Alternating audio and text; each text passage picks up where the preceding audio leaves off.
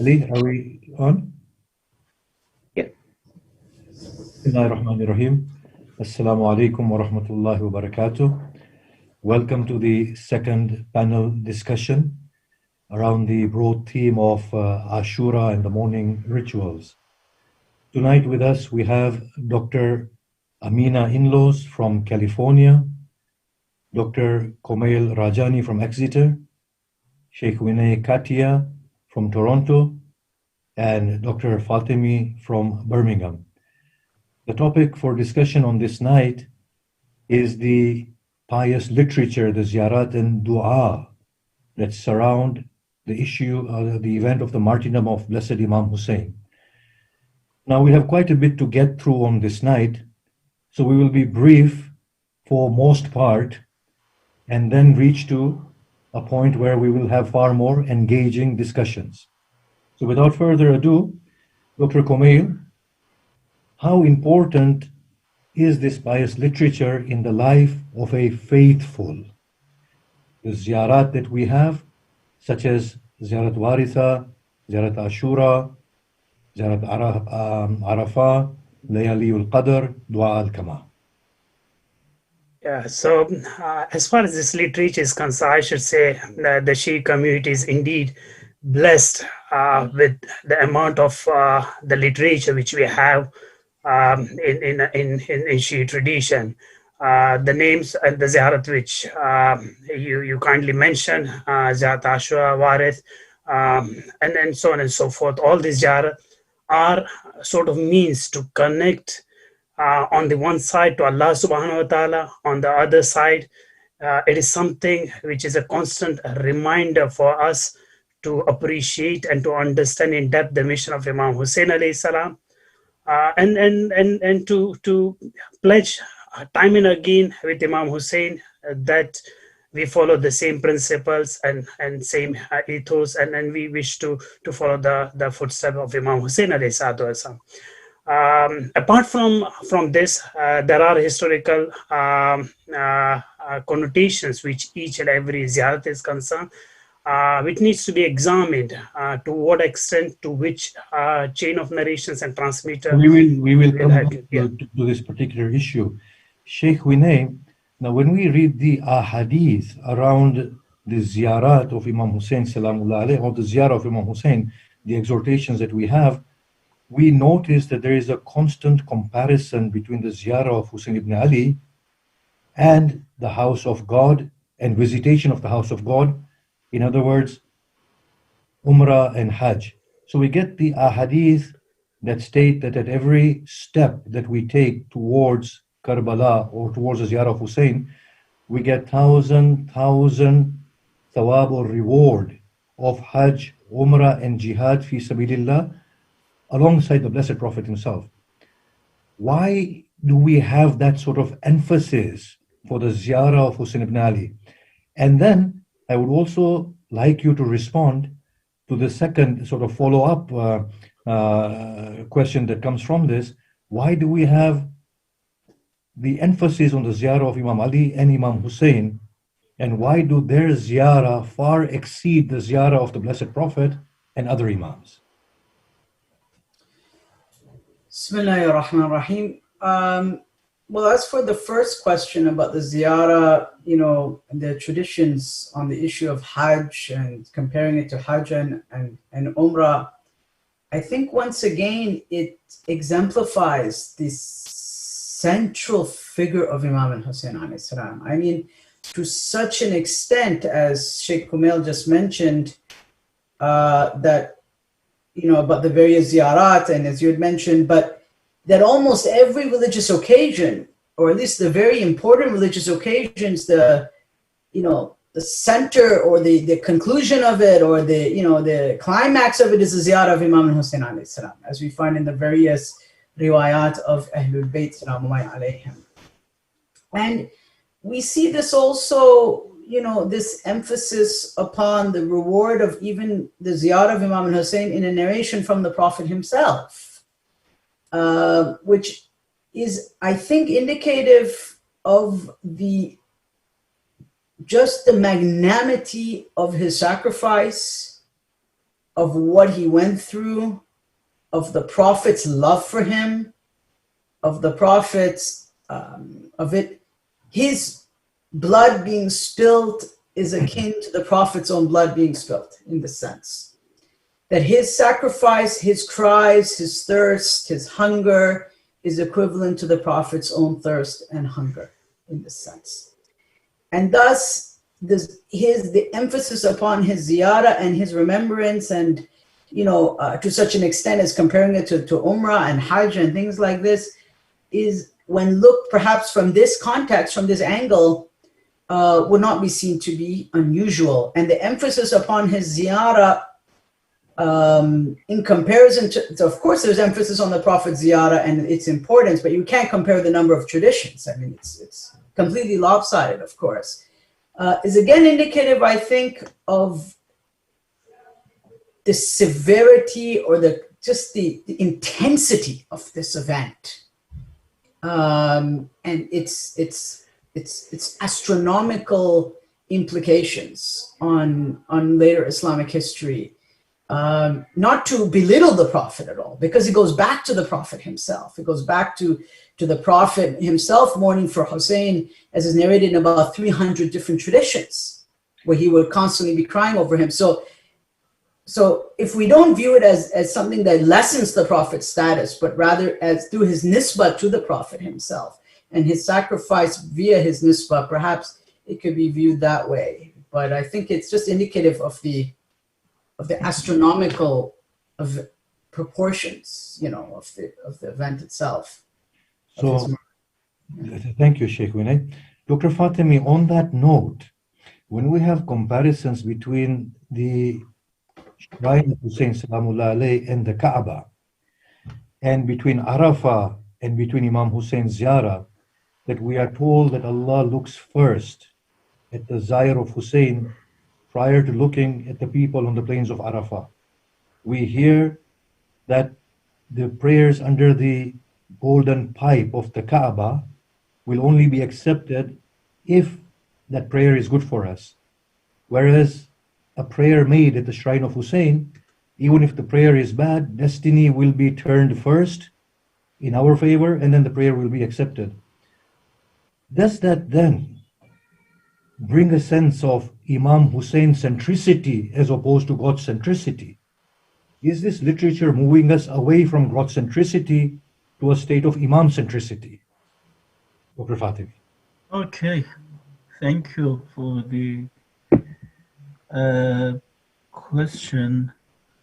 Depends how do you look at this question. If you look as Imams purely as an instrument of connecting to the divine, then you see the horizontal, horizontal way of connection. Then Imam as a reflection of perfect man and the total manifestation of divine attributes. Then in any attributes of Imam, you would see the attributes and Sifatullah. So it reminds you that.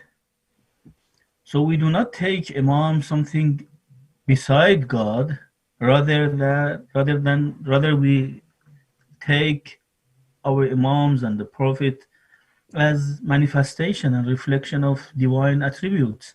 Now, whilst I would, as a believer of the Ahlul Bayt, I would be convinced by such interpretations, what about an onlooker who comes across such literature and understands that these people are encouraged more to go to Arafah due to the great rewards that are there, as opposed to going to Hajj and Umrah?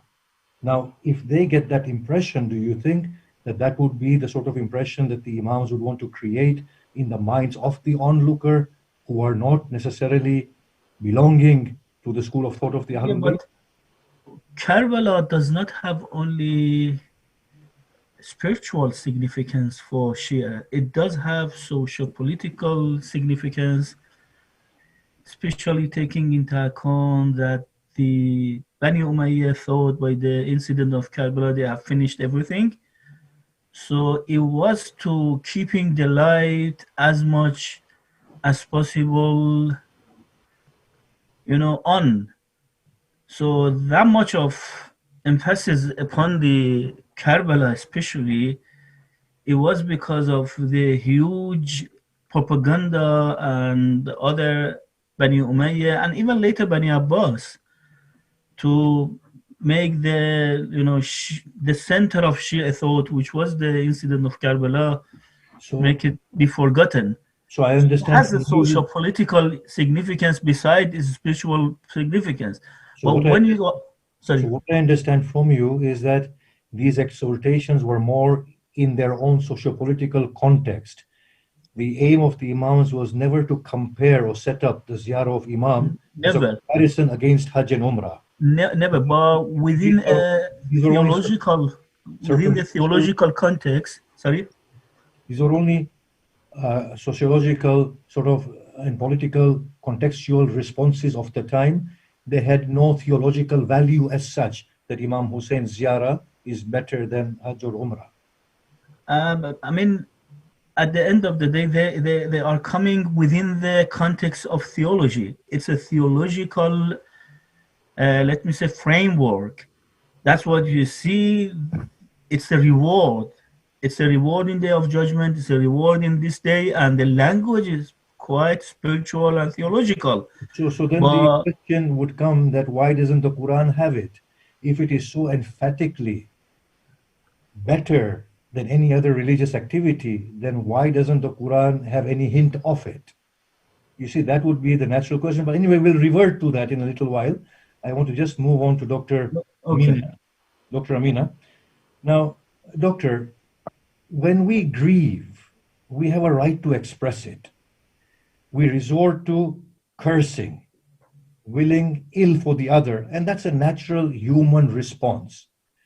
But with time, it is hoped that the soul would heal by letting go, by forgetting.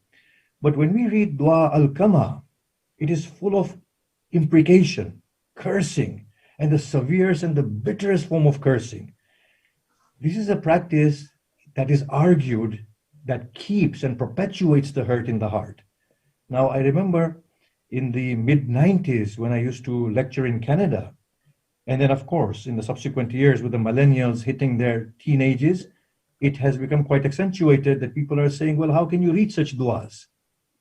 I want your thoughts around the content of Dua al-Qama that is traditionally recited after Ziyarat Ashura.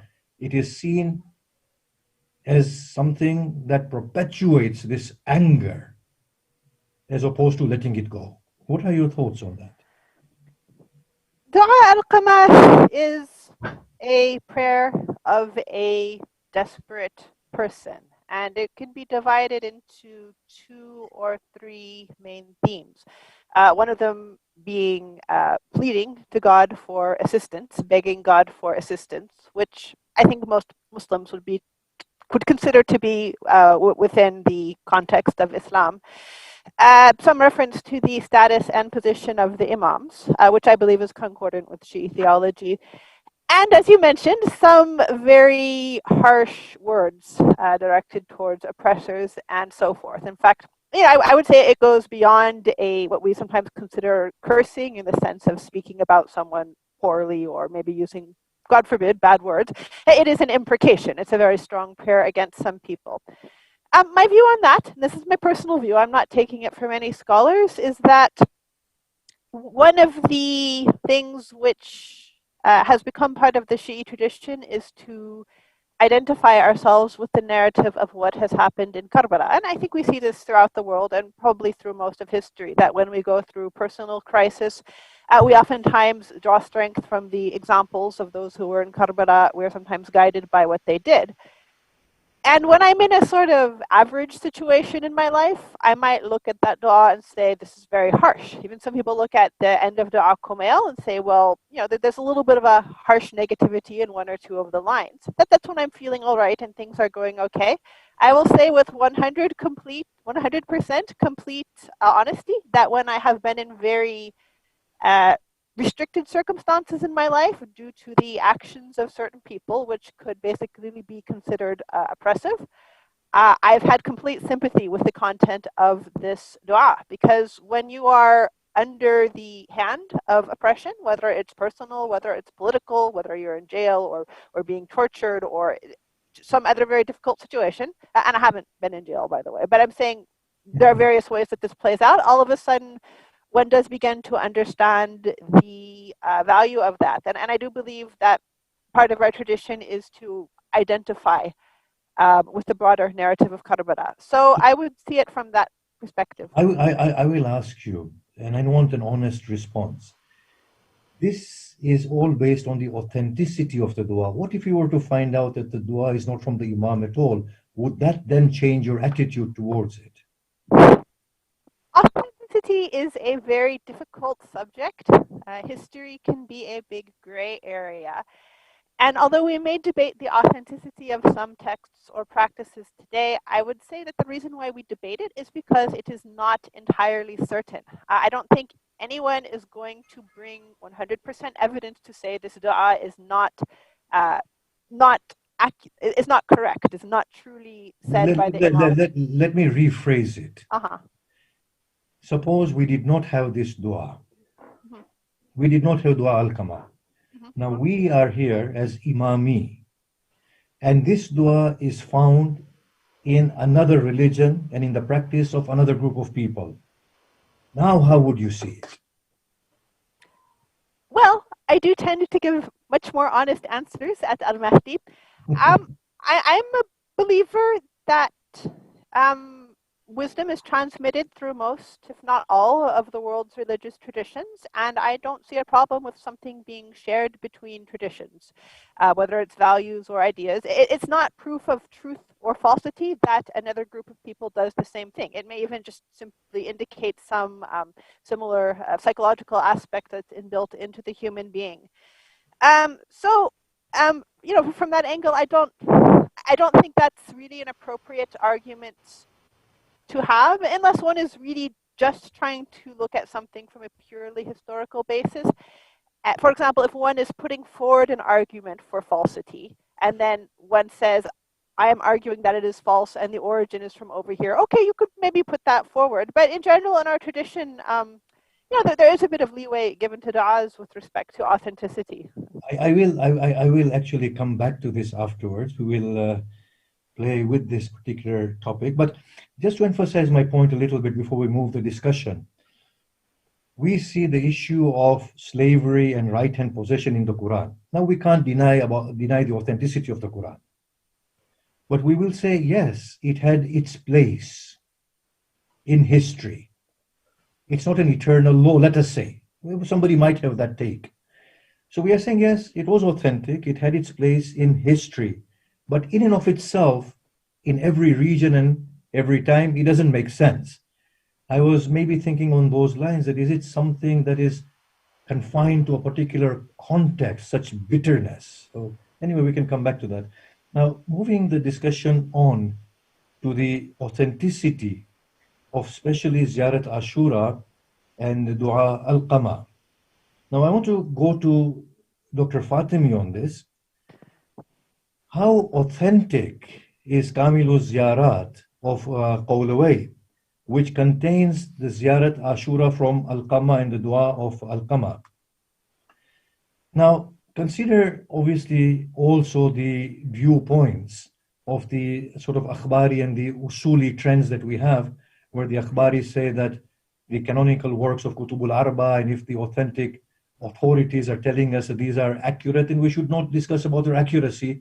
And the usuli take that, well, this was their ijtihad and it is only authority and binding upon them. But we have to conduct independent research.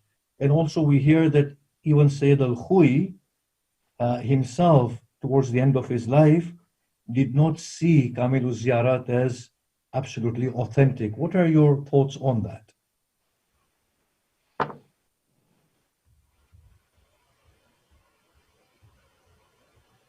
Was muted. I'm not sure if Sayyid al-Khoury at the end of his life was changing his view about authenticity of Kamil al-Ziyarat, about something else. There is and Sheikh Kamil is here to correct me if I'm wrong. There is such a line of thought among the Usulis and Muhaddithin as well as Rijalis that all narrators in Kamil al-Ziyarat are, let me say, trustworthy.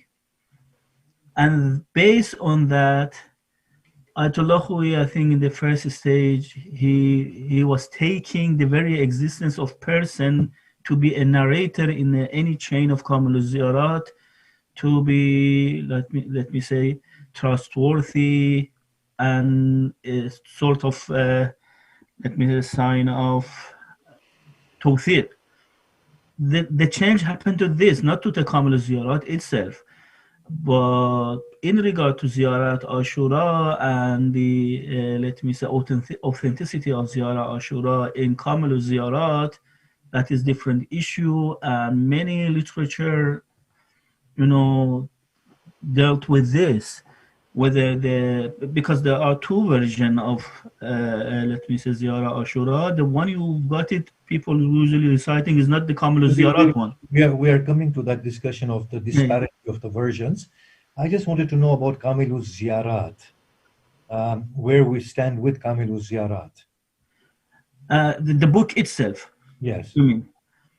Do the scholars agree? Are they in unison that anything from Kamil al-Ziyarat is to be taken as trustworthy? Or not anymore. As I said, I do not personally believe whatever is in Kamil al-Ziyarat is perfect and authentic. But I said there was such a, and still there are some people who believe so. But something more important is here. We have to make distinction between the 4 books and the rest of the books, all of them, with no exception. So the 4 books are the books of Kulaini, Kulaini, yes, Kafi, Man La Yahdhur, and these 4 major books. The 4 books, as Ayatollah Burjardi and Ayatollah Muntaziri were keeping said, that these 4 books were somehow textbook within the Shia scholarly circle. So they've been taught generation after generation. So you have a sort of, let me say, trust, because the printing technology was not there. You are talking about 1,000 or more than 1,000 years. So these books were like a textbook. People were teaching them generation after generation. So we have trust about these 4 books as such. We do not have that trust about any other book anyway, because they were not textbooks. But still there is room for evaluation and examination, but we do not give them the value of the 4 books. Yes. So no, that's very clear that Kamil al-Ziyarat cannot be in the rank of Kutub al-Arba'a. But picking on the point of Kutub al-Arba'a, Kafi narrates many narrations. Kulaini narrates many reports about the distortions within the Quran, additions and omissions that the scholars at present all reject. So if there were such trustworthy works, why do they contain such narrations? Oh, that is again a different question.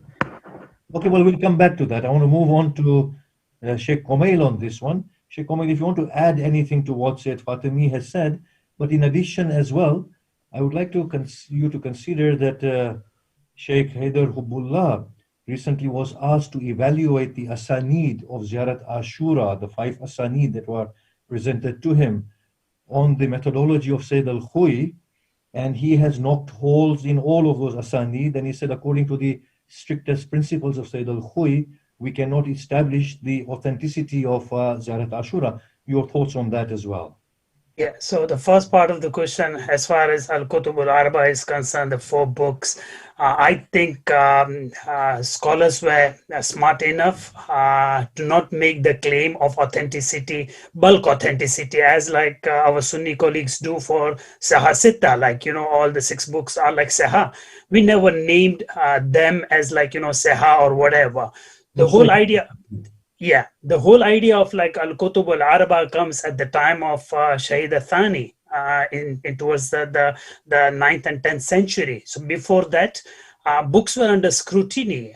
You find the school of Hilla, Ibn Idris, Muhakkik Hilli, Allama Hilli. They used to scrutinize and argue against some of the narrations and some of the reports which we have in Al-Kutub al-Arba. So the very concept of Al-Kutub al-Arba is a recent development, recent to say like, 9th and 10th century after Hijrah. In earlier days, there was no such concept of, bulk authenticity of Al-Kutub al-Arba. And as the Akhbari school grew more and more stronger after Mullah Amina Sarabadi in the Safid period, even like Usuli school of thought took this as like, the label of Al-Kutub al-Arba. As far as Kamil al-Ziyara is concerned, it needs to be treated like, any other source, and each and every hadith or like report, transmission needs to be scrutinized and evaluated to check like, whether we could take it or like, we could put a question mark on it, right? So that's the first part of the question. Coming back to Ziyarat Ashura.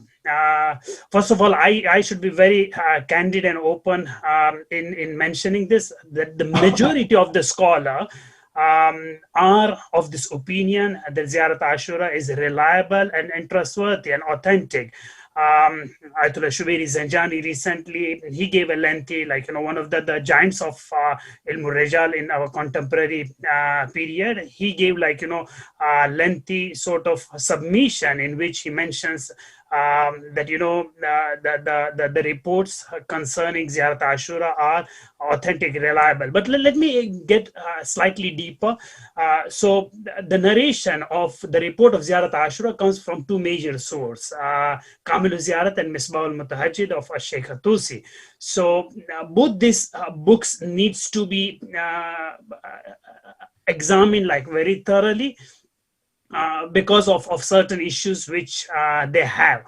Concerning the chains of transmission, it's not, you are right.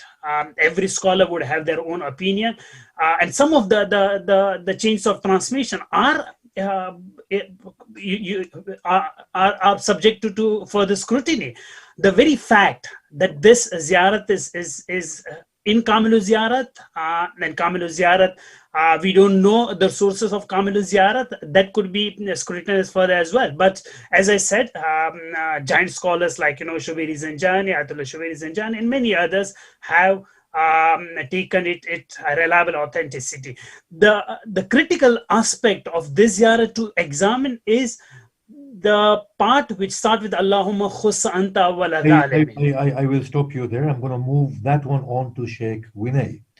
Now, Shaykh Vinay, if we compare... Sheikh Arif, we need to clarify something here. Yes. Sorry to intervene here, because if you miss this point, it would be a point of misunderstanding. When it comes to Kutub Arba'a, the book itself per se is attributable to the author, and the argument which I offered from Ayatollah Muntaziri and Burjadi is like that. So you can be quite sure that Usul al-Kafi up to Kulaini is an authentic piece of work, the whole book. But it doesn't mean any piece of hadith is authentic in it. That is a different issue.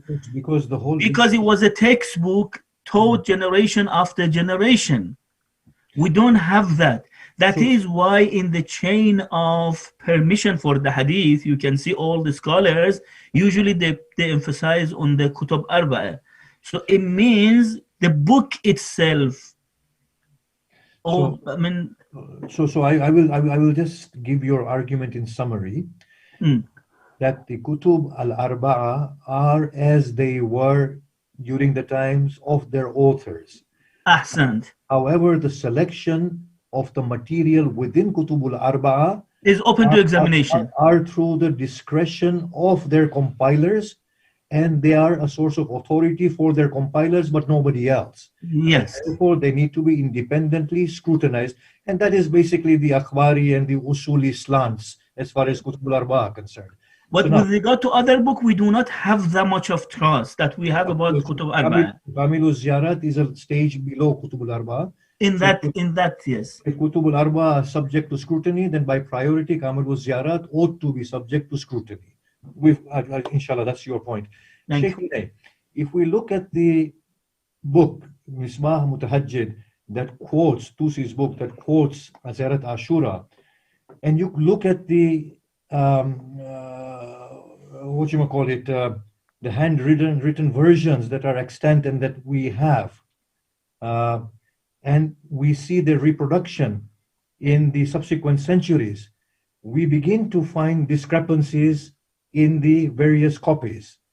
So in some of them, we do not have the 100 tasbihs, like Allahumma lan awwala zalimin zalama haq Muhammad wa ali Muhammad. Straight after wal an Aba Sufyan, we have the sajda, Allahumma lakal hamdu hamda shakirina lak. And in others, we do have the 100 tasbihs, but we do not have Allahumma khussa anta awwala zalimin. And in the later ones, we have Allahumma khussa anta awwala zalimin wabda' bihi wal an yazid, but not thumma thani, thumma thalith, thumma rabi'. We do not have that. And in the later versions, we have it in the margins of the book. Allahumma khussa anta awwala zalimin, and then in the margin of the book, thumma wabda' bihi awwalan, thumma thani, thumma thalith. I suppose the question here is, what is the level of discrepancy that is found within the versions of Ziyarat Ashura that are quoted from the very early prints of Tusi's Misbah Mutahajjid to the later ones? Thank you, Shaykh Vinay.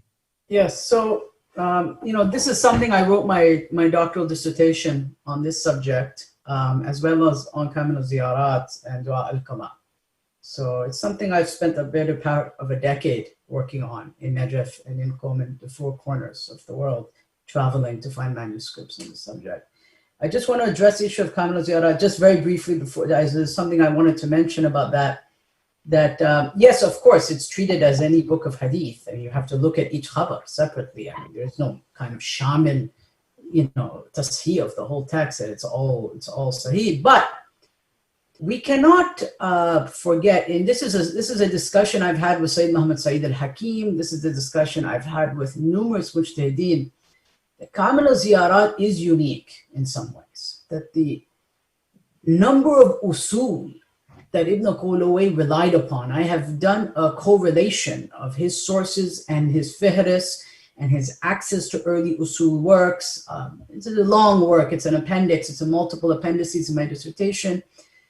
It's obviously, if we take 21st century Rijal analysis, that's a different story. But looking at the material that Ibn Qulaway was working with, the access that he had to very early texts based on the reconstruction of his fihris that has been done by Rida Mukhtari in Qom, gives us a level of, not certainty and authenticity, but level of comfort with some of the selection that he has put into this book.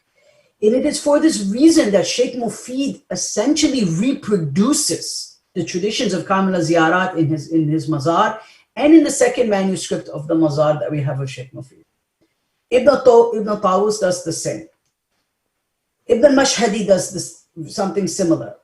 Hur al-Amali and Wasa'il is basically repeating most of the traditions of Kamil Ziyarat. So this is very important.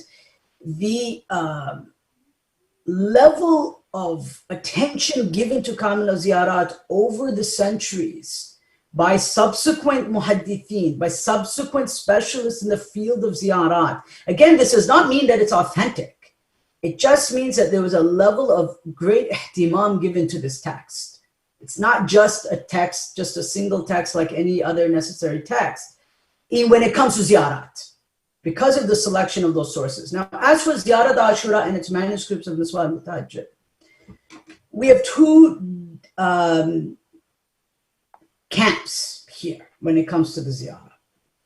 One camp basically, or one group says that, look, the earliest manuscript, which is the 8822 manuscript of Mashhad of Asana Qutradawi, does not have the lan as it's written, right? It's something very interesting. It says, Allahumma la'an awwala zalimin thumma la'ana adahum jami'an. Which almost seems like an interpolation, and it almost seems, if you look very carefully, that something was scratched over and written over top. There has been much analysis done, and still we have to do the UV analysis of the manuscript itself. Something has happened with that manuscript. It's because the wording itself, when I have consulted with the head of Marashi Library, I've consulted with the head of Maktabat al Mu'mineen, the head of Ataba Alawiya, we have looked at the manuscript, all of them said something fishy is here. In the sense that it may have said Awal Wathani Wathalith. It may have. And it was scratched over. And something was written on top of it.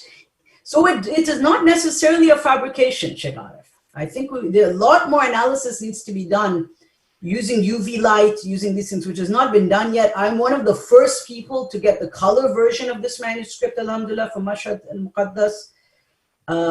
Secondly, yes, some manuscripts have it omitted. I've seen some manuscripts where it's literally scratched out, where it's been scratched over and something's been written on top. I've seen some where it's missing altogether, and I've seen some that have it. So we have a mixture, but this is very normal in the reproduction of manuscripts. We see this in hadith, we see this in Kitab al-At'imah. Sayyid Muhammad Sayyid Jalali has done a study of al-Kafi, where he compares the earliest manuscripts and finds dozens and dozens of discrepancies in ahadith. Dozens. So now we have to go to a second point, which is which manuscripts are more authentic, not only in terms of their dating, but in terms of their ijazat and the qira'at on them. Now, the manuscripts that have the lan have been certified by Ibn Idris al-Hilli, okay? They're either separated from Ibn Idris by one intermediary or two intermediaries at the max, okay? Including Mukhtasar Misbah al-Mutahajjid and Misbah al-Mutahajjid, which have the lan. Now, the texts that do not have the lan, which are some as well, a group of them, also have ijazat on them as well, or also have qira'at on them, but not by as prominent scholars such as Ibn Idris al-Hilli. The texts that have the lan, which go back to Ibn Idris, as far as my understanding goes in looking at them, I have about 100 manuscripts that I've collected with Misbah al-Mutahajjid. Those ones that go back to Ibn Idris al-Hilli, who Ibn Idris makes it very clear that I have copied my text directly from the text of Tusi himself. And may Allah's lanat, he says, be on anyone who changes a single word of this text, right? He makes this very clear. In those texts, particularly the Nuska from the Library of Ayatollah Burujurdi in Qom, manuscript number 93, Burujurdi has the lan in it, with multiple ijazat, collations, so on and so forth that have been done. So we have to balance this here. This is where the muhakkikeen have two different views. One says, no, 8822 doesn't have it, 502 Hijra, I'm not going to accept it. And this is what I discussed in my dissertation. I said we can't categorically throw it out, and we can't categorically 100% without a doubt, yaqinan, say it is a part of the Ziyarah. So thank you for that beautiful, elaborate answer, that Kamilu Ziyarat is a book that the scholars have trusted. And two, we do have real discrepancies in terms of the copies of Ziyarat Ashura that we have. And at the very minimum, we can be sure that before the tasweez 100 times, that is at least being quoted as Ziyarat Ashura consistently. Yes. And what is not sure and where there is discrepancy is what is subsequent to Allahumma lan Aba Sufyan and the 100 tasweez and Allahumma khusanta wala dhalimin billa'ani minni. Now, I think that's we are done with as far as authenticity is concerned from the historical narrational perspective of chains of reporters. But Sheikh Kumail, I'm coming.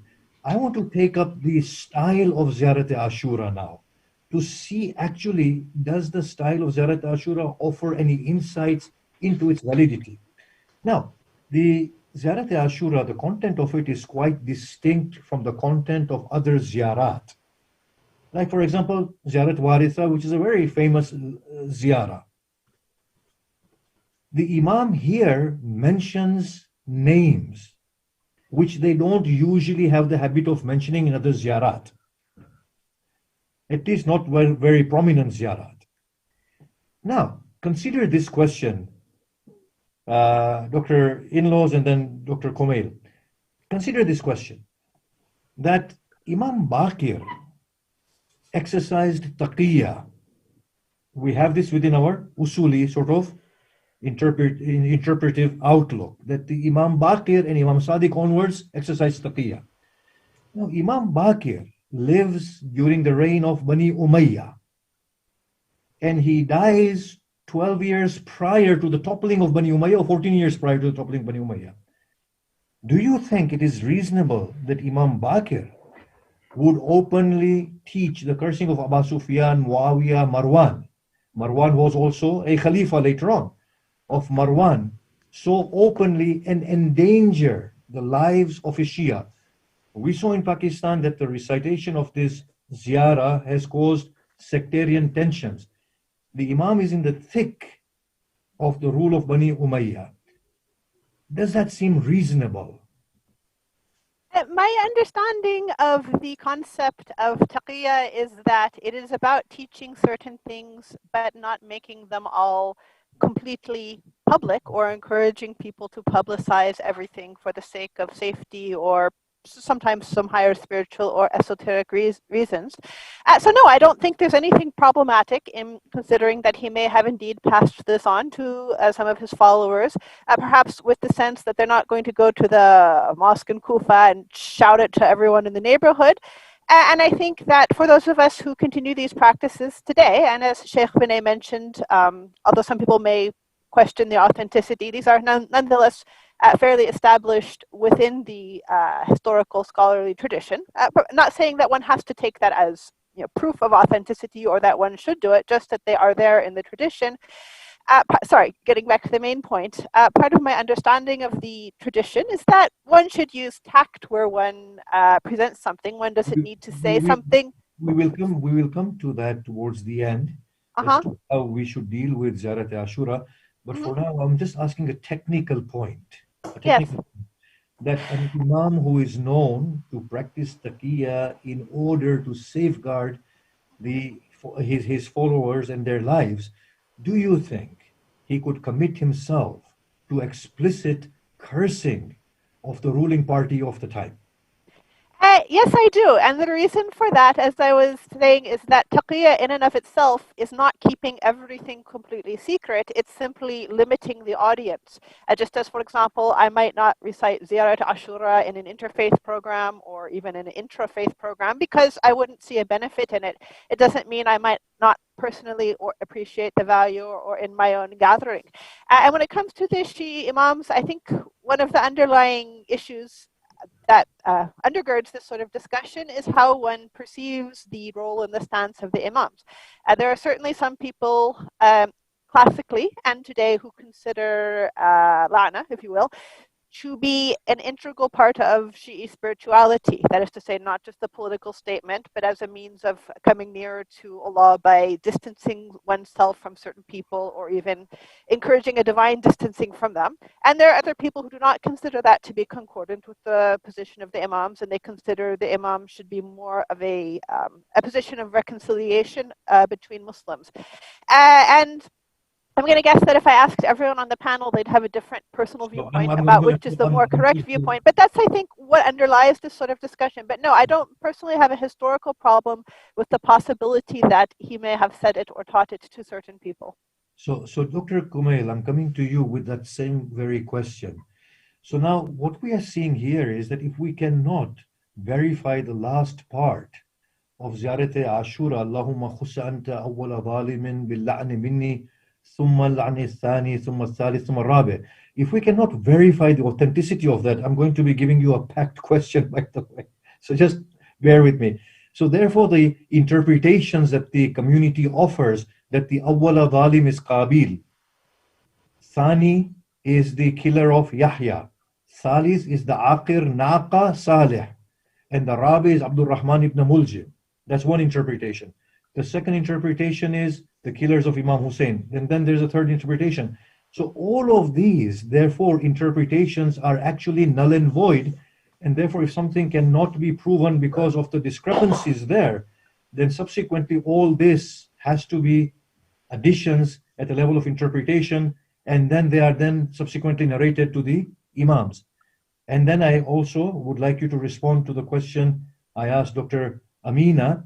Do you think an Imam who is known for initiating the practice of taqiyya can go out and say something so blatantly aggressive and endanger the lives of his followers? Dr. Komay. Yeah, I have some remarks concerning Kamil Ziyarat, but we would keep that towards the end if we get time. But the current questions which you ask are...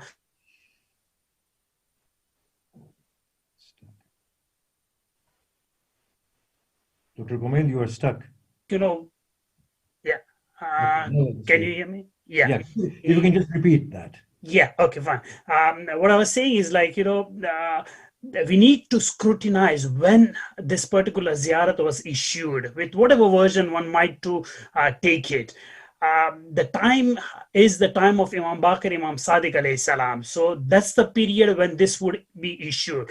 So as far as the anti-Bani Umayyad sentiments are concerned, that is something which Imams and the Shias of the Imams as well as Banu Abbas, they were sharing in it, those concerns. So politically speaking, Imams had no danger in expressing themselves as far as those anti-Bani Umayyad sentiments are concerned. And they had a favor of and support of the companions of the Prophet and the tabi'een of the Prophet who were alive and who were there to support and the whole file and the whole structure of Banu Umayyah was quite open to each and every Muslim in those days, especially the big figures. So I don't think so, politically speaking, Imam would have felt danger as far as the anti-Bani Umayyad sentiments are concerned in the ziyarat. The second thing which needs to be remembered is if you had to look about the narrators and the transmitters, you see all Iraqis over there. You don't see Imam's Madani's companion narrating this thing. This tells us that Kufans had this tendency and had this inclination. Look at Zurara, he comes and say he had those sort of anti-known Shi'i sentiments, and he was open to express it, right? So I think the narrators being Kufan, it tells that Kufa had this tendency. Kufan atmosphere was conducive to grasp and to adjust with such anti-Bani Umayyah sentiments, and that's completely fine. As far as Awwal, Thani, Thalith, Rabi is concerned, that is highly problematic. I appreciate, there are two camps, and scholars could go wherever camp they could go as far as the research is concerned. But apart from this transmission and manuscript tradition is concerned, the problem which I see is grammatical, and you don't see that being reflected in any other text of the Ziyarat or Hadiyah as well. Anti-Bani Umayyad sentiments you see other places as well. But as far as this structure is concerned, Awwalan, and then Athani, Arabi, and some scholars have argued from this perspective as well. That's number one, as far as grammatical errors of this text is concerned. And the second thing which I would like to allude, as far as Awwal, Thani, Thalis is concerned, that is something which goes against the spirit of taqiyya as far as Imams are concerned, because Imams were categorically clear in terms of having proper safeguarding their Shias. So the question which you posed and you asked the taqiyya, that question is completely relevant to this particular part.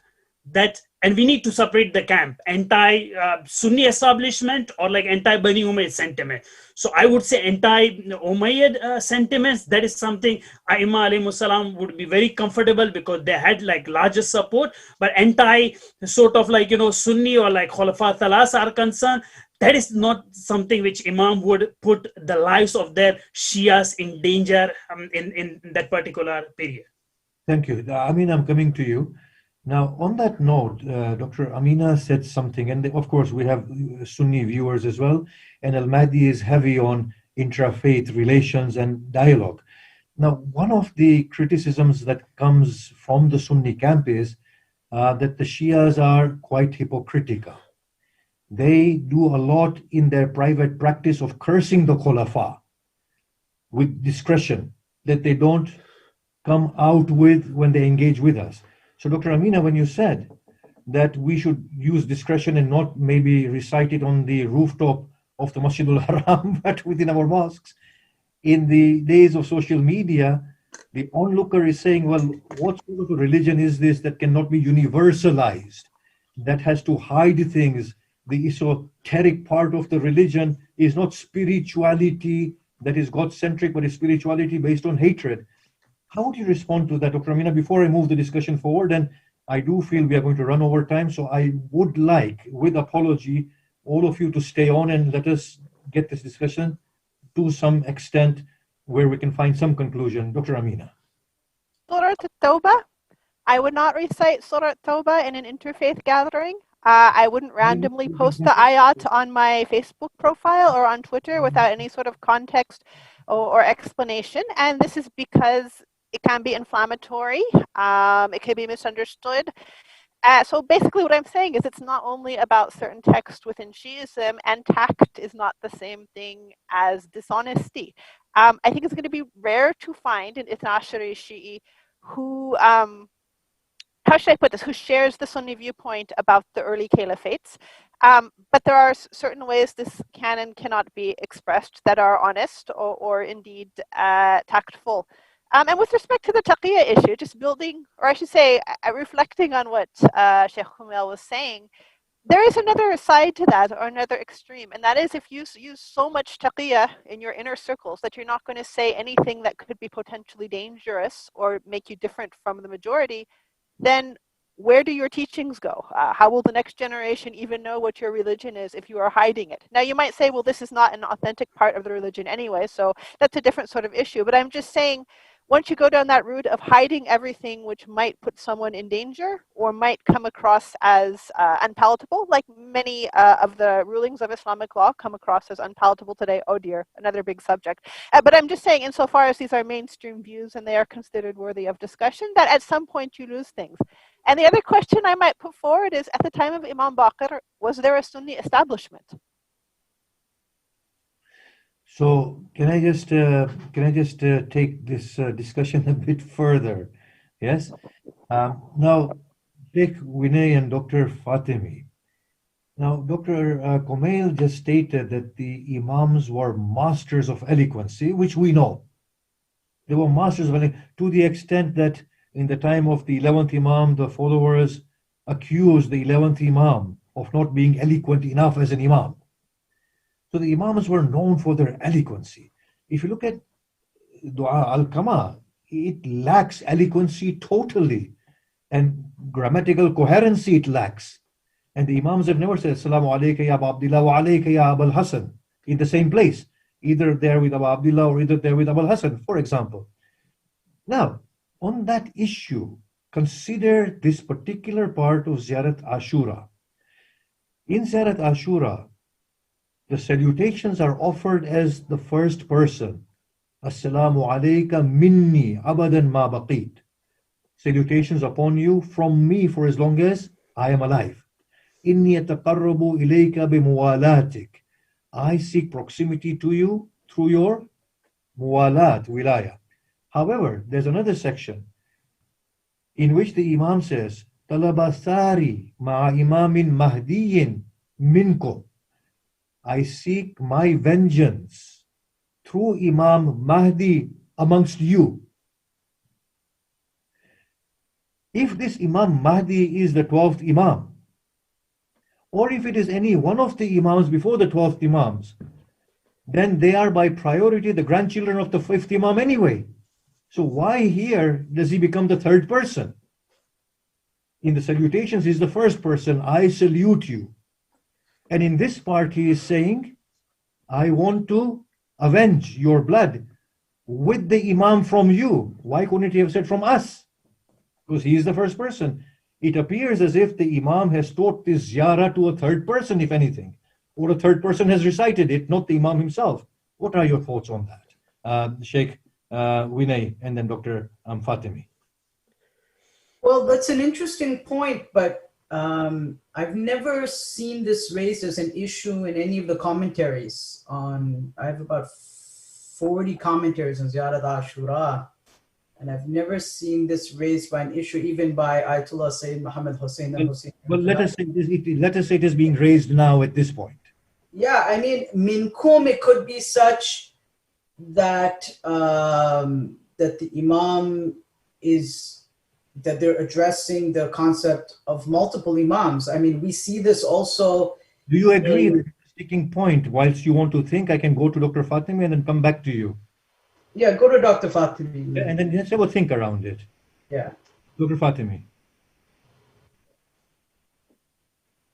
You're on mute, my dear brother. Sayyid, you're on mute. Dr. Fatimi. Sorry. I can't see the problem because Imam's teaching someone. Someone going to Imam, teach me how to do the ziyarah, and he's telling him to do it like that. So this point proves a point that Ziyarat Ashura is not Imam reciting it. He is giving it as a personal practice to an individual that might not be universalized. That is different thing. Yani, you want to say was a personal prescription to this narrator himself and is not for others? Then in that case, what happens is that we want to talk about isnad and istihbab of this ziyarah. Yeah, but it's very hard to conclude as such because Imam taught him, so it was only for him. But going back to what you said, Imam is teaching Kumail going to Imam, teach me, I'm going to do ziyarah. How do I do ziyarah? Do salam like that. When it comes this part, I can't see any grammatical problem. No. If you look at that, then we can say, okay, if it was taught to Alqama was very bitter about what was happening to him. As Dr. Inloes, Amina said, he was very bitter, cursed them like this. May Allah inflict their eyes with blindness, their arms with paralysis, their ears, may Allah take their sons away from them, may Allah curse their mothers in hell, may Allah curse the whole curse of hell came upon them. Does an Imam teach a dua like that for everybody to read? Or was it for Alqama, honestly? Think about this, the cursing, may their ears and eyes and nose and arms and feet and tongues, and may their world collapse. There is not one dua, Allah guide them to the right path. Ali ibn Abi Talib said, don't curse Muawiyah. Tell them the truth so they are guided. Here there is a full-scale curse. So maybe the Imam taught it only to Alqama because Alqama was so enraged. I have my comments here because the very notion of cursing must be opened here, and the distinction between cursing and sab, lan and sab. And Imam Ali said, don't do the sab, not the lan. These are two different concepts. Lan is very theological notion. Why sab is not theological? Sab is an ordinary common sense notion of insulting. So there is no elements of insulting in lan, while there is elements of insulting in sab. So that is not part of my job. This is part of other people's job.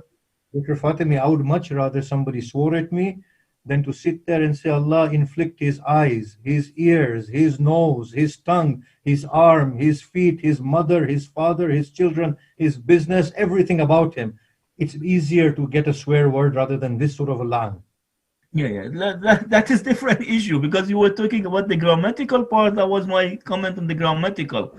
But this is different. You want to open this question? Let's start this one then. But grammatically, in Kamilu, in Dua al-Qama, in one place we are saying salam on you, O Abul Hassan Ali, and salam on you, O Abu Abdullah, wa alayka ya Abu Abdullah. It's like an Iraqi person reading. It's not like an Imam. It's like an Iraqi person doing ziyarat, wa alayka salam ya Amir al-Mu'minin, wa alayka salam ya Abu Abdullah. You know, we go to Iraq and we really mix with the people and the crowd, and we know the tradition of how they offer salams. It's not like an Imam speaking eloquently. I'm just trying to bring something out here. So, Sheikh Vinay, if you can come back in, please. Yes.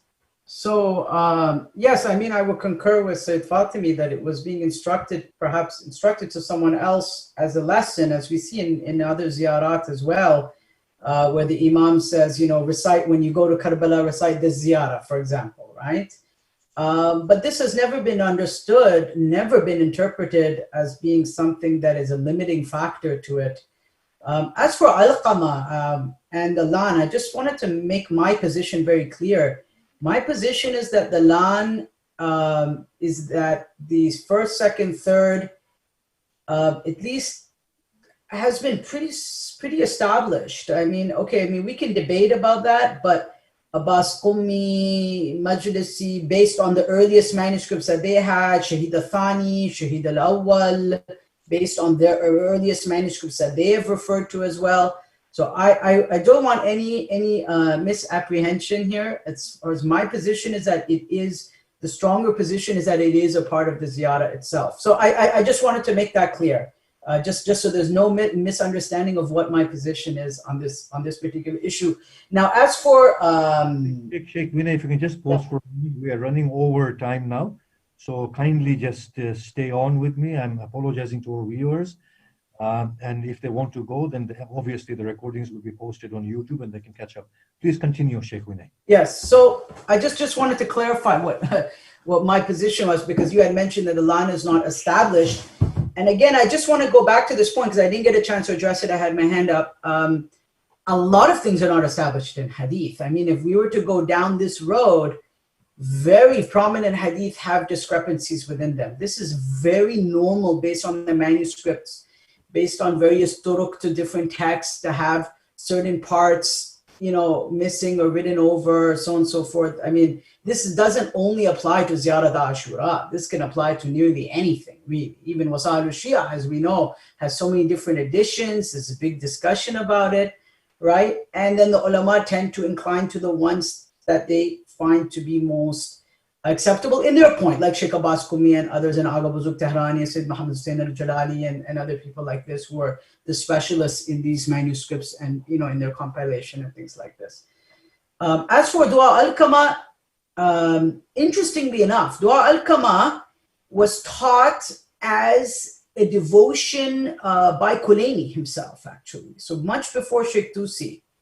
Through ijazat. So there are ijazat for this going back to Kulaini, from Kulaini to the time of Sheikh Saduq, from the time of Sheikh al-Mufid, as almost as a rite of passage among the Qudama in its recitation, which I think is something quite telling about the intellectual history of Twelver Shi'ism and its devotion and dedication to this particular dua. Whatever reservations you may express about certain grammatical understandings, which are possible. I mean, we can debate and discuss that. But as an intellectual historian, just approaching it as a viewpoint of intellectual history, it's pretty enshrined in the way scholars have transmitted it, have their devotion to it, their practice of it from the time of Kulaini himself. We have ijazat for Dua al-Kama.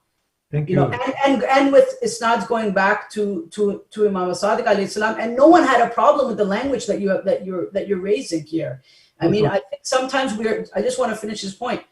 Sometimes we're overly apologetic about what the Shi'i tradition contains. I think we have to be careful. We have to be intellectually honest as well as to what the tradition contains. We can interpret it in different ways, but we should never allow apologetics.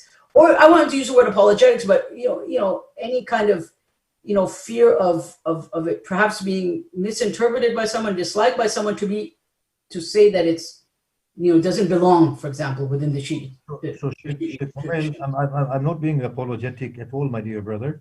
We're just trying to have an open discussion, and we are saying it clearly needs to be understood if something is verified by traditional methodology or not. If there are discrepancies, then there are discrepancies. If there are grammatical errors, then there are. If the content is suspicious, then it is. These things need to be openly discussed. Just because 1,000 people have said one thing, it doesn't mean that we have to accept it to be factual. Kulaini brings in hadith that the Quran is distorted. Mufid also quotes that the 12th Imam will come and bring a Quran with a different chronology. chronological order and setting. It doesn't mean that just because Kulaini has quoted something, even Khuy and Khomeini, if you look at their works, they differ with Kulaini big time in most of the hadiths that Kulaini has collected. Dr. Khomeil, I would like you to respond to Shaykh Vinay. Yeah, I would, first of all, I would like to, I'm glad that Shaykh Vinay has retracted the word apologetic, because, scholars at times, they might have problems with reconciling, because the framework of Imamat, the image of Imam Sadiq alayhi salatu wasalam, which I have personally in my mind, I find it hard to believe that Imam being so rauf, and, it's subjective, that's what I have been trained with those ethos, since my madrasa upbringing, or like my family upbringing, or like the teachers with whom I have studied, they have helped me construct an image of Imam Sadiq alayhi salatu wasalam.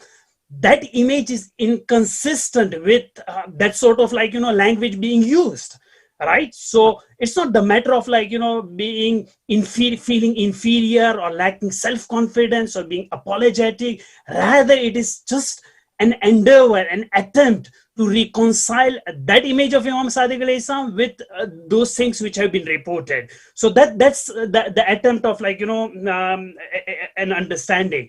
Coming back to what Sister Dr. Amina Inloes mentioned about hiding in taqiyya, I would like to chime in over here and say absolutely, there is no compromise. Taqiyya is not something always needs to be hidden. Rather, what I was trying to advocate is the ways how we express, the ways how we can share that knowledge, that could be in different ways. So for example, as far as my family is concerned, I want to raise my children in a Shia environment. So what I would do is, I would make it clear that Ghadir is a well-established, there is no compromise. Imam Ali alayhi salatu wasalam is the first Imam, bila fasl, and there is no Khulafa Rashid in everything. So that could be a positive way to teach my children, right? There is no need for me in this atmosphere where I am living to just try to inculcate these values in any other language. So it's not the matter of hiding, rather the way we need to upbring our children. As far as La'an is concerned, or sub is concerned, or Tawalli and Tabarri are concerned, that is something needs to be valued, and that is something to be cherished as well. But all these things have a certain language. The language which we need to use is something which Aimma alayhi salatu wasalam have taught us. And we can't be selective in our approaches of having the one sort of narrations and then leaving the other bunch of narrations where Imam says, Khalitun Nas, you need to go and mix up with the people. You need to be amongst them. And if they see, and they will call Hada Ja'afari, and he is the follower Imam Sadiq alayhi salatu wasalam. So if I want to epitomize myself, I need to be a role model, which Imam Sadiq alayhi salatu wasalam would say, Hada Ja'afariyun. I personally, right, I appreciate different views amongst the panelists as well as scholars, but I find it difficult that amongst my own work environment, even in my own mosque space, if I started doing those things which I'm not supposed to do, that time I would find difficult to believe that people would call me Hada Ja'afariyun. So, Sheikh Khomeil, sorry, thank you for that elaborate, Sheikh Vinay and Sheikh Khomeil. For all of you now, I would like to now put a question forward. La'an Allah bani Umayyata qatiba. Now, Jami' bani Umayya, Kull bani Umayya kafa. Now, these are very, very strong words of generality. Qatiba is exclusive, inclusive, right? It's mane'un and jami'un, without exception. Now, I do understand. We do have khas, qarina muttasila, qarina munfasila. We have mukhassis. We have a specifier that is jointed, disjointed. But Ziyarat Ashura does not have any mukhassis, does not have any specifier. So our ulama, I believe it was Naini, he would suggest that we have qarinatul lubbi, the rational / conventional context that specifies the good people of Bani Umayyah. But even he comes out with this position that everybody is guilty until proven innocent. He reads this part of La'an Allah Bani Umayyah Qatiba he would say that Bani Umayyah, unless proven a good person, is included within this curse. Now, I want to ask everybody here, is it appropriate for the Imam, as the Imam, to use such an emphatic phrase, may Allah curse the entirety of Bani Umayyah? Unless, of course, we can say that the Imam gave that for the particular utility of Alqama. I'm asking, can the Imam commit himself to something like this, where the laity don't even understand what is the meaning of Qarinatul Lubbi, for example? Anybody can respond to this, begin with a response. Yes, yes, Dr. Inloes, yes. Sorry. I think this brings up an interesting and important point that we don't usually reflect on in our community. And by that, I mean the Shi'i community, but it may involve the Muslim community at large. And that is what constitutes belonging to a group of people. I'm of the view that, unfortunately, some of the ways we've inherited the religious tradition tend to be heavily tribal and very focused on people's blood relations and tribal affiliations. And so if someone is looking at Ziyarat Ashura from that perspective, they will intrinsically understand it to mean, may God's curse be upon all of these blood relatives. And that being said, we do have a narration from one of the Imams where someone who was born into the Umayyads but was supportive of the Imams asked the Imam, does this include me because I'm part of Bani Umayyah? Of course, if you don't consider the Ziyarat authentic, then you don't consider the narration authentic, but it is there. And the Imam says, no, you're one of us, not one of them. So narrations like that, as well as, for example, the one about Salman al-Farsi being from Ahlul Bayt and so forth, do suggest that in the worldview of the Imams, perhaps what was not important was blood relationship to a people, but rather a spiritual membership. So someone who has a spiritual membership with the Umayyads, that is to say they're interacting their policies which were destructive or harmful and so forth, would be considered one of them, and those who do not, do not. I do understand that many people today do not necessarily adhere to this view and do prefer to look at things as a matter of blood relations, but I would suspect that the latter is what is intended. And of course, there is simply the referring to something in terms of the system. In some countries, they talk about shaitan-e-buzurg. They don't mean literally, well, they don't talk about it as much anymore, but it's been done in the past. And they didn't literally mean every person in that place, but they mean the system and the evils that it has propagated. And one can say the same thing about the Umayyads. The opposition to the Umayyads was not a person-to-person argument. It was an argument against the system. Dr. Amina, I'll stop you there. Thank you very much. But the Iranians have gotten in trouble due to this continued cursing of Shaitanul Buzurg, what they call.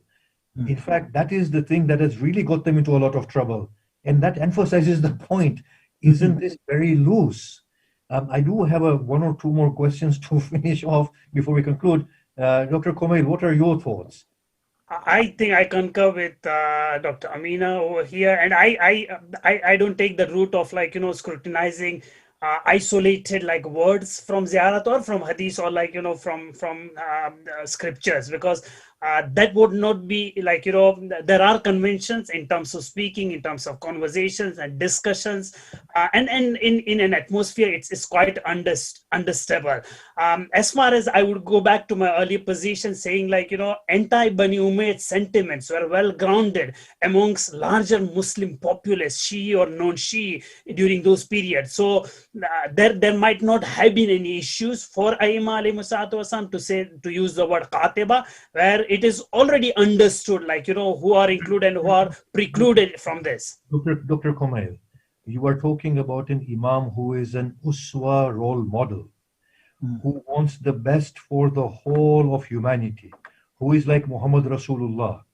He will not want to alienate people of any tribe by already cursing them before they can hear the truth. Muhammad Rasulullah has never done this. But that's what I'm saying, the convention of conversation demands that, those people who were having pro-Imam sentiment, pro-Shi'i sentiments, they were not part of that Khatiba. That was understood as part of conversation. I will ask you one thing. I want you to just consider it. May Allah curse all of the Khojas. Now, there's a group of people who are saying, after every namaz, may Allah curse all of the Khojas. How does that sit with you? When Sheikh Arif, you would be speaking, I know from having, known since years that you would be targeting a group of people. I didn't say it. But that's part of conversation, and that's how the human convention works. If you speak, I would understand that. Or if any other individual who doesn't come with that background, for that would be another sort of like group. But now the whole world is seeing me as that big person who gives a sense of religion. And they're saying, he is saying, curse the entirety of these people. Now people from that clan are listening to that cursing. Do you think that sits well with a personality? But Sheikh, let's not go into as I said, isolated words. And no one is there to argue that, the entire Ziyarat Ashura with all its minute words are authentic 100%. That's not scholars would say in bulk, and then there is a subject to scrutiny whether to read Katiba or Jami'an or some or whatever. So I think, the only word consistently that is not changed is Katiba from the earlier manuscripts. Dr. Fatimi. I think in line with Sister Amina and Kumail, I would add some hermeneutical usuli point here. When we are talking about indication of the term, we have to see, are we talking about the dhuhur and the sudur or dhuhur and the wusul? Are we talking about the time we receiving the concept or the time that is been said? That's one point. To me, dhuhur and the sudur is more important than dhuhur and the husul. What it indicated at that time. That's one point. The second point, to me, Bani Umayyah is on one washir. So I'm formulating Sister Amina and Kumail in an usuli term to help them to give it usuli flavor. So Bani Umayyah is on one washir, is a political party known to everyone. And at that time, there was known to many that these people, laysa min Bani Umayyah. Quran explicitly telling Nuh alayhi salam, your son is not min ahlik. He is not part of you, let alone Bani Umayyah. When Quran telling us the son of Nuh is not his family, so Bani Umayyah was on one mushir. It's talking about a group, a particular group with a particular agenda, with a particular commitment, and all of them are evilists. What's wrong with it? At the time, for everyone was known who are these evilest Bani Umayyah, and X and Y are not part of them. Okay, thank you. Sheikh Vinay, please come in. Yeah, I think, mashallah, all those answers are really, really insightful. And which is that it is general application with exceptions for specific circumstances. And we see this in so many other ziyarat, right? We see this in, we see about Ala Marwan, Ala Ziyad, although it's not Qatiba, but it's a family and the people of that family, right? So it's and we see it on entire cities, right? Dimashq, Basra, we see this in the Ziyarat in the Kutub al-Arba, in Kulayni Man La Tahdib, we see this as well. May Allah's lana to be on Basra, for example, on Dimashq. It was understood through the convention, as Sheikh Kumail said, I think very well, that there was a conventional understanding of what these expressions meant, and they're not necessarily meant to include every single person in that city or every single person from that tribe and its extended family. At least that's the way that I've interpreted it as well. So you all seem to be concurring that La'anallah Bani Umayyah Qatiba is not problematic for you. That's something that came out quite clearly.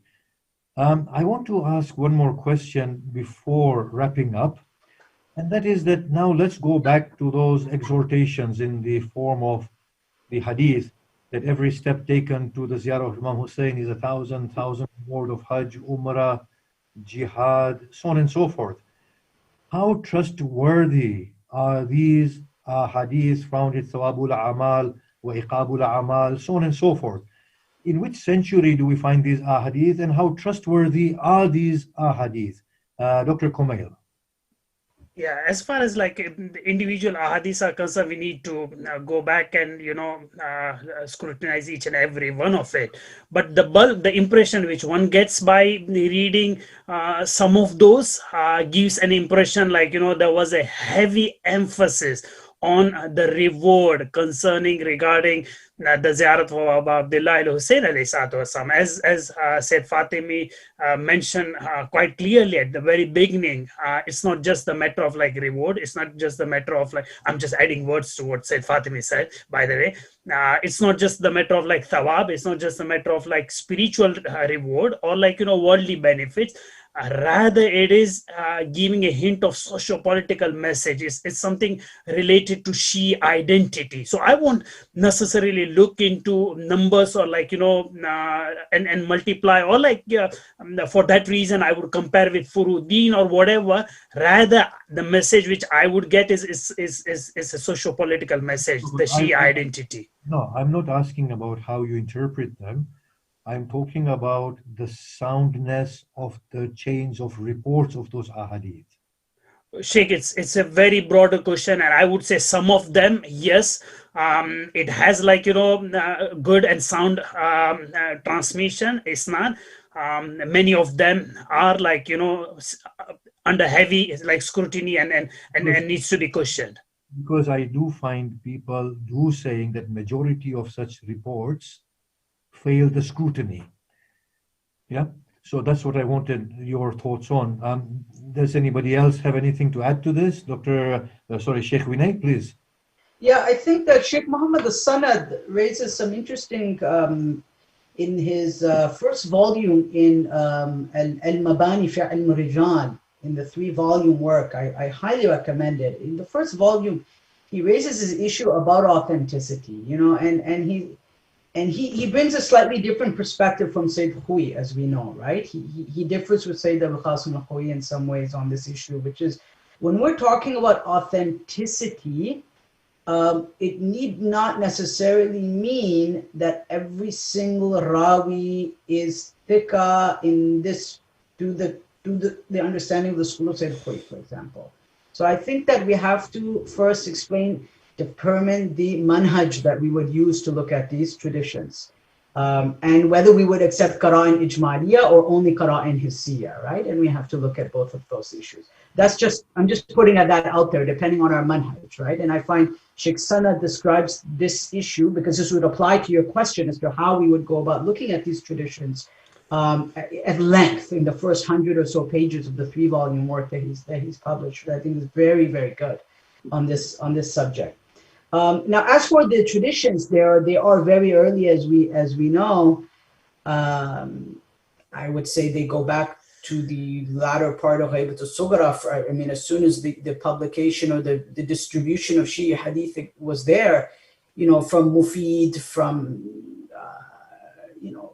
Mufid, from before Sheikh al-Mufid, right? From Saduq, from Ibn Qulaway, and on and on and on and on, and through different chains of transmission and so on and so forth. I've not analyzed every chain of transmission, but are they mu'tabar? Yes, I think they generally, a lot of them have been accepted as being at the very least mu'tabar, right? And that there is an aura of trustworthiness with regards to it, but I've not analyzed every chain of transmission. So and again, on the manhaj of Sayyid al-Khui, I certainly haven't. So I can't comment on that. I'll stop you there, Sheikh Vinay, because we're running out of time now, even with the added half an hour. Yeah, I have to be going to. Yeah. I do feel that in addition to scrutinizing the chains of report, we need to scrutinize our own internal content. We need to also contrast it with the Quran. We also need to contrast it with the general ethos that was given by the Prophet and the Imams.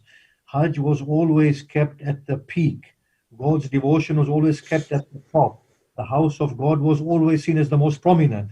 Anything else taking the place of the house of God, or taking more reverence in the house of God, maybe we need to look at it through a different method as well, through different lens. I'm just putting that out. So now, I'm going to wrap up now, but I do want to end with one question that is extremely pertinent. In the concluding stages of this discussion, we do understand that the ziyarah, dua surrounding Hussein ibn Ali are hugely important within the spiritual life of an individual. Spiritual life of an individual, not only a Shia and a follower of Hussein, but a Muslim and broader. For example, if the literature of Imam Hussein leads us to the dua of Arafah of Imam Hussein, for example, then we get a universal spiritual message which is highly God-centric. It is not something that draws us to Imam Hussein, but it's something that draws us through Imam Hussein to Allah subhanahu wa ta'ala. It's highly effective. It's wonderful and plays a wonderful role in our lives. What we understand apart from that is that as far as Ziyarat Ashura is concerned, there is a discrepancy. The first part of it is agreed upon that if that is authentic, that is Ziyarat Ashura. The second part of it, we have two camps. One says it is, another one says it is not. And with that, we put to side Allahumma khudsa anta wala zalimin billa'an wa thani wa thalith. So we say, look, to the thing is that, look, even we are not sure it is Abu Bakr, Umar, Uthman. We are not even sure if it is a part of Ziyarat Ashura. The other observation that's coming through is by analysis of the style of Ziyarat Ashura, we are not even sure that the Imam commits himself to the recitation of the Ziyarah, or if the Imam is dictating it to a third person. Now, if the Imam is dictating it to Alqama, then there's a high possibility that it was for the utility or for the private practice of Alqama, Ziyarat Ashura and Dua Alqama. And maybe there's a debate here that Alqama was not seen as an individual, but Alqama was seen as the followers at large. So that debate can also come through, and this needs to be discussed. In addition, we are also seeing in the different manuscripts of Ashura that there are many words that are added and many words that are missing, so on and so forth. So we can also argue that a particular word in that ziyarah may not be found from the Imam and added later on, for example. And even if the word qatiba is there, it was meant in a very, very specific context known by Alqama immediately there. So it's by no means every Bani Umayyah, because the Imam would not want to deter people from listening to his message and from following him. Having said this much, I ask a final question in the final 2 minutes. Given the sensitivities that we have at present in the world of the 21st century, where nothing is hidden due to modern technology, social media, we found Ziyarat Ashura being recited and broadcasted on television. That set the ground for the eruption of sectarian tension. What are your thoughts on reciting Ziyarat Ashura as it stands in Mafatihul Jinan at present? Very, very quickly, Shaykh Vinay. I personally don't have an issue with it. I think that the Imams, as it is composed discreetly enough in the way that it can lead to different interpretations, as you said, for even if for awal, thani, wa thalith. So as it is in its current form, I have no problem with it being recited. Dr. Amina? Thank you. The problem is not Ziyarat Ashura. The problem is intolerance and violence, and some people feeling they have a right to violence or looking for an excuse to carry out violence.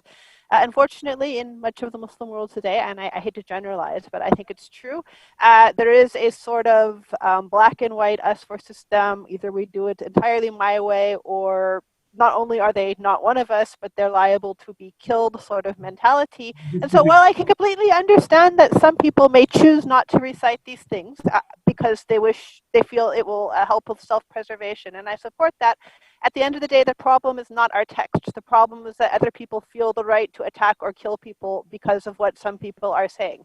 No matter how inflammatory something is that I say, someone else is choosing to kill me. Thank you, Dr. Amina. But I'm going to Dr. Fatimi. Dr. Fatimi, when you say curse the first, second, third, and fourth, and they are understood as Abu Bakr, Umar, Uthman, and Muawiyah, and then it causes tension. What are your thoughts?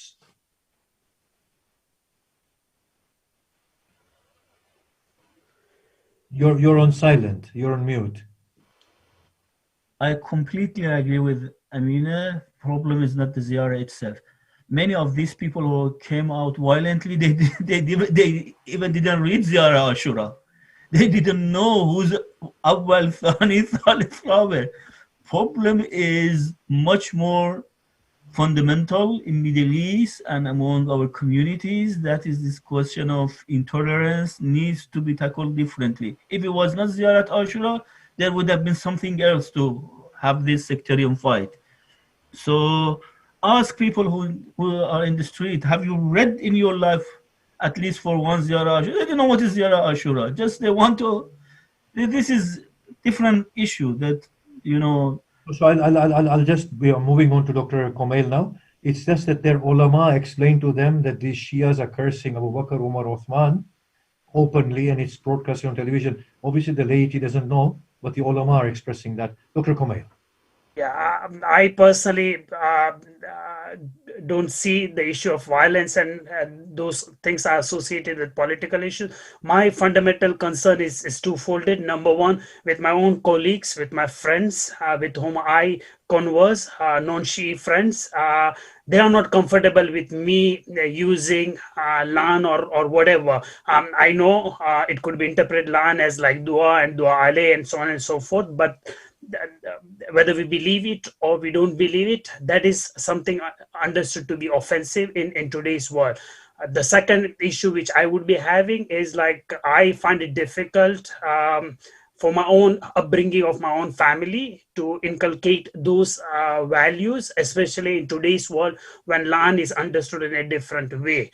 I would end with the hadith of, there's a beautiful narration reported in al-Sharai of Saduq.